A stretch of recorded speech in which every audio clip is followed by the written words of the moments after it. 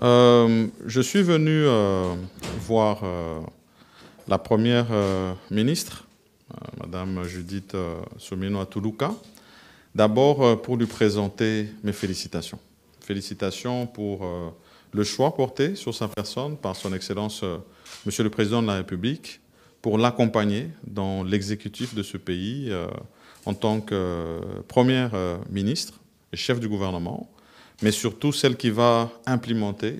sa vision et permettre la matérialisation, en tout cas des engagements phares qu'il a pris vis-à-vis de la population congolaise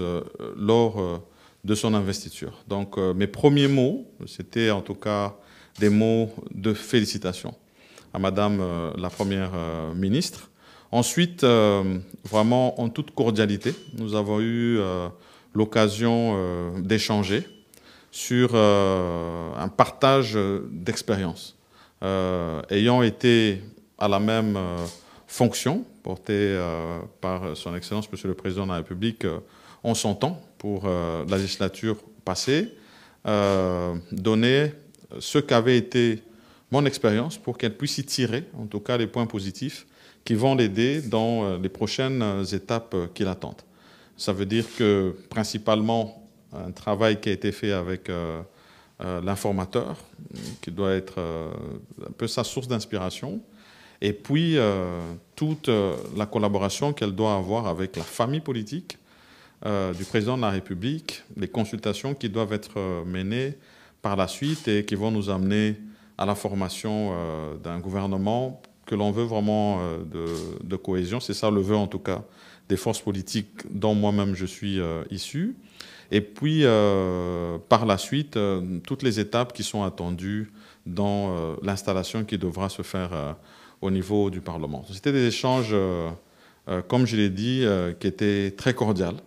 Et vraiment, je lui souhaite plein succès, non seulement dans ces premières étapes qui doivent être accomplies, et où je sais qu'elle aura vraiment l'accompagnement de son Excellence, Monsieur le Président de la République, mais surtout dans la suite, dans les attentes de notre population sur tous les engagements qui ont été donnés. Je reste en tout cas convaincu qu'elle sera à la hauteur de la tâche. Je crois d'abord que l'un des points les plus positifs, c'est d'avoir répondu à ses habitudes. Ça veut dire casser un peu les tabous. Ici, on a vu le Président de la République, qui est le champion de la masculinité positive, déjà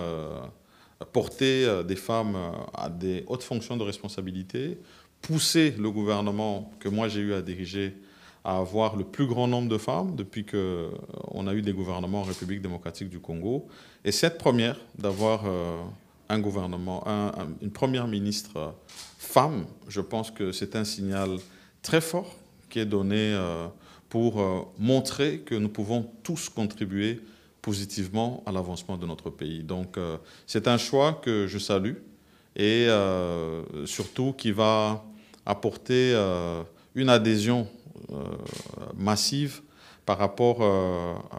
à toutes ces personnes, toutes ces femmes surtout, dont je sais qu'elle aura la plus grande attention, parce qu'on en a parlé, on vient à peine du mois de la femme, qui sont victimes particulièrement à l'est de la République démocratique du Congo, mais dans le quotidien, parce que finalement, c'est la femme qui met au monde, c'est la femme qui éduque, et donc elle a généralement dans son cœur que le vœu du bien-être de ses enfants. La première ministre avec laquelle j'ai eu à collaborer au sein de mon gouvernement comme ministre d'État et ministre de Plan, et a été quelqu'un avec qui d'abord nous avons eu une très bonne collaboration, tout le temps que nous avons eu à travailler ensemble. Mais je crois que ce que moi j'ai noté, c'est d'abord un caractère de discipline dans le travail, mais surtout beaucoup de technicité de par son parcours et surtout beaucoup de professionnalisme. Je reste convaincu que du fait d'avoir été non seulement au contact avec des institutions internationales, mais aussi d'avoir été vraiment sur le terrain ici, particulièrement avec tous ces programmes que nous avions à la base, ça lui donne vraiment une bonne assise pour avoir palpé vraiment du doigt sur le terrain ce qui sont les difficultés et comment les appréhender, mais surtout de rester aussi un interlocuteur valable pour toutes ces institutions pour lesquelles nous sommes en programme et pour lesquelles nous sommes dans des grands échanges. Je reste vraiment convaincu que ces atouts vont lui permettre d'être encore plus à la hauteur de sa tâche. Voilà, merci beaucoup.